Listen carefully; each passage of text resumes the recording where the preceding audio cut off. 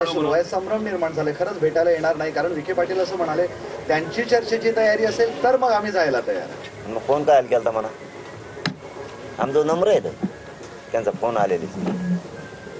Phone काय केलता मग असं उलट नाही बोलायचं कवा की चर्चेची तयारी असेल तर आम्ही जायला तयार आहे. तुम्ही यावं का म्हणून रातची 12ला निघाली होती. रातची 12ला निघाली होती. मग मी झोपलो होतो तेव्हा. सरपंच म्हणले वाटतं बाबा तुम्ही सकाळी आता झोपलं बाबा, दिवसभर बेजार आहे. ठीक आहे म्हणे, मग सकाळी येतो काही अडचण नाही, पण मी आत्ता येऊ शकतो म्हणे लगेच. मग ते जमतं का? मग असं कसं खोटं बोलायचं? चर्चेला तयार होतो ना आम्ही, म्हणूनच तर ते येतो म्हणले ना. आता त्यांच्यातच काय झालं आम्हाला काय? मला वेगळं, इतरांना वेगळं. तयार आहे चर्चेला तुम्ही सरकारशी? मी कधी नाही म्हणलोच नाही. नाहीला फक्त एक दिवस मान्य नाही आपल्याला. तो शिष्टमंडळ आलं तर तुम्ही भेटणार आहात त्यांना, चर्चा करणार आहात? कम नाही भेटायला काय अडचण? पण तुम्ही भेटायला तयार आहेत, पण कुठला राजकीय नेता रिस्क घ्यायला तयार नाही तुमच्याकडे येऊन भेटायला. असं म्हणा ना. म्हणा त्यांना भीती वाटायला लागलेली की काय आपलं जर काही फिसकटलं तर आपलं राजकीय करिअर संपेल. एवढं का घाबरतायत राजकीय नेते? मग असं म्हणा ना. म्हणा त्याच्यातून फडणवीस साहेबांनी संदेश घ्यायला पाहिजे, त्यातून शिकायला पाहिजे की मराठ्यांच्या गोरगरिबांची नाराजी अंगावर घेतल्यावर पुढच्या काळात पण काय होईल.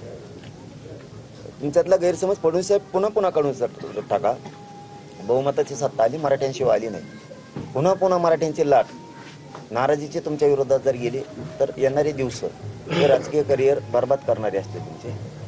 म्हणून मी कालही सांगितलं शहागडच्या खुटा चौकातून, आज पण पवित्र भूमीतून शिवनेरी गडाच्या पायथ्याहून सांगतो, विनंती करून सांगतो. ते योग्य संधी आहे फडणवीस साहेब, तुम्हाला संधीचं सोनं करायची, गोरगरीब मराठ्यांचे मनं जिंकायची. तुम्ही मराठ्यांच्या मागण्याची अंमलबजावणी करा.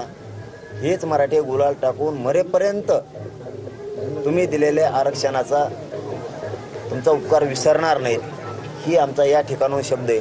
आणखीन तुमच्या हातातून वेळ गेलेली नाहीत. तुम्ही आमचे वैरी नाहीत, तुम्ही आमचे शत्रू नाहीत.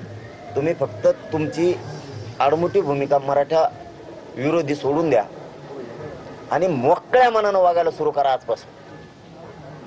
या पवित्र शिवनेरी गडावरून आमचा शब्द आहे. आम्ही सुद्धा आरक्षणासाठी फक्त तुमच्याशी भांडतोय, ते पण लोकशाही मार्गानं. आम्ही दिलेला शब्द कधीच त्याच्यात बदल नाही होऊ देणार. तुम्हाला संधी आली तिचं सोनं करून गरीब मराठ्यांचा आता अपमान करू नका, तर सन्मान करा आणि मराठ्यांच्या मनं जिंका. मराठी तुम्हाला कधीच विसरणार नाहीत. आजपासून तुम्ही मराठ्यांविषयीची तुमची भूमिका बदला, ही आमची तुम्हाला विनंती आहे. पाटील साहेब, दादा माजी मुख्यमंत्री एकनाथ शिंदे तुम्हाला पवार आहेत, त्यांची इच्छा आहे की मराठ्यांना आरक्षण मिळावं, माजी मुख्यमंत्री एकनाथ शिंदे यांची. परंतु मुख्यमंत्री असतील किंवा उपमुख्यमंत्री असतील ते त्यांना साथ देत नाही. काय सांगा त्याच्यावर? उद्या परवा बोला, आज काहीच बोलत नाही. राजकीय उद्ध्वस्त होईल, राजकीय करिअर उद्ध्वस्त होईल असं तुम्ही मागच्या महिन्याभरापासून बऱ्याचदा बोलताय. आता तुम्हाला राजकीय सत्तेशिवाय किंवा राजकीय ताकदीशिवाय गरिबांचे प्रश्न मिटणार नाही याकडे तुमचा कल होतोय का सध्या? ते शिकवायलेत आम्हाला तसं. मुख्यमंत्री दिली सत्ता मराठ्यांनी आणि उलाटले मराठ्यांवरतीच, त्याच्यामुळे त्यांनी शिकवलंय आम्हाला ते. म्हणून आम्हाला मग ती बाजूला जावं लागतं. सत्तेकडे लक्ष त्यांनी वेधले तुमचं, जावं लागतंय आम्हाला, नाविलाज आहे.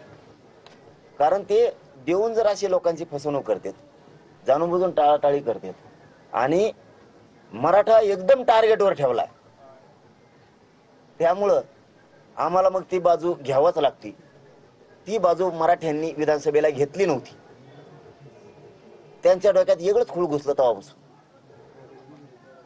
आता पुन्हा मराठी मुंबईकडे निघालेत. आणखीन संधी म्हणतो, पुन्हा डबल तेच शब्द वापरतो मुद्दाम, ही संधी आहे मराठ्यांच्या मनं जिंका. एक दिवसाची परवानगी दिली आहे ती कोंडी कशी फोडणार आहात तुम्ही? आता उद्या एक दिवस बसाल, परवाच मग परवानगी नाही. असं होऊच शकत नाही, असं होऊच शकत नाही. एक दिवसात मग अंमलबजावणी करा, जाऊ द्या.